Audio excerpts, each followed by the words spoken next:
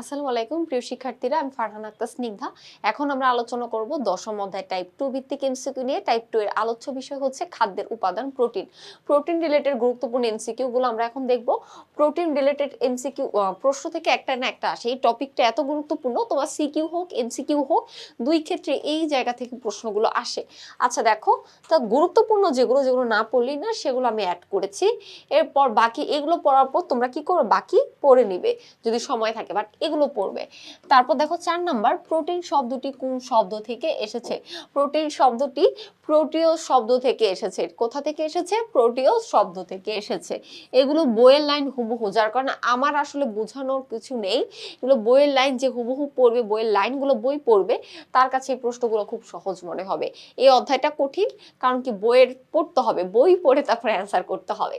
পঞ্চম অধ্যায় বলেছে, পঞ্চম অধ্যায় দুঃখিত, পঞ্চম নাম্বারে বলেছে কোনটি ছাড়া প্রাণীর অস্তিত্ব কল্পনা করা যায় না? প্রোটিন ছাড়া কোনো প্রাণীর অস্তিত্ব তুমি কল্পনা করতে পারবে না। প্রোটিন এমনই এক গুরুত্বপূর্ণ উপাদান। 6 নাম্বার বলেছে কোয়াশিয়কর রোগীর জন্য কোনটি? কোয়াশিয়কর রোগ হয় মূলত প্রোটিনের জন্য। ওকে, এরপর আমরা 7 নাম্বার প্রশ্ন পড়ব। 7 নাম্বার প্রশ্নে বলেছে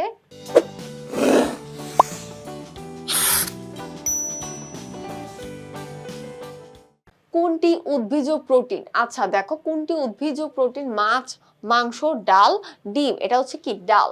দেখো, উদ্ভিজ প্রোটিন বলতে বোঝায় যেগুলো কি উদ্ভিদ থেকে আসে, তাই না? উদ্ভিজ প্রোটিন গুলো, ডালটা আমরা দেখব। ওকে, প্রথম শ্রেণীর প্রোটিন, প্রথম শ্রেণীর প্রোটিনই বলা হয় মাংসকে। একদম চোখ বন্ধ করে দাগাবা, প্রোটিন শ্রেণীর প্রোটিন, অর্থাৎ মাংস তুমি যদি গ্রহণ করো তাহলে দেখো অনেক প্রোটিন তুমি পাবে।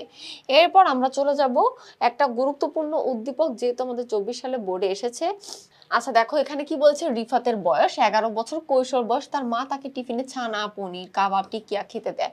ওকে, এসব খাবার থেকে রিফাত কোন ধরনের উপাদান পাবে? সেম কোশ্চেন কিন্তু আমরা পড়েছি। এটা কি? প্রোটিন উপাদান পাবে। কারণ কি, এই যে মাংস এগুলো খাচ্ছে না, কাবাব টিকিয়া থেকে মাংস পাচ্ছে না, প্রোটিন পাবে। মা রিফাতকে উক্ত খাবারগুলো খেতে দেওয়ার কারণ দেহের বৃদ্ধি সাধন হবে, কর্মশক্তি পাবে, কি হবে তারপর? ক্ষয় পূরণ হবে। আমাদের তিনটাই সঠিক। আমরা একটু দেখব যে এই তিনটা উত্তর কোথায় আছে। আচ্ছা, এই তিনটার উত্তর আমরা একটু দেখি। আচ্ছা, এখানে এই তো, তার মানে এটার উত্তর হবে কি বলতো? 4 নাম্বার অপশন। 4 নাম্বার অপশন 4 রয়েছে এটাতে। ওকে, আশা করি আমাদের টাইপ 2 তোমরা বুঝতে পেরেছো। পরবর্তী টাইপ দেখবে। সবাই ভালো থাকবে, সুস্থ থাকবে। আল্লাহ হাফেজ।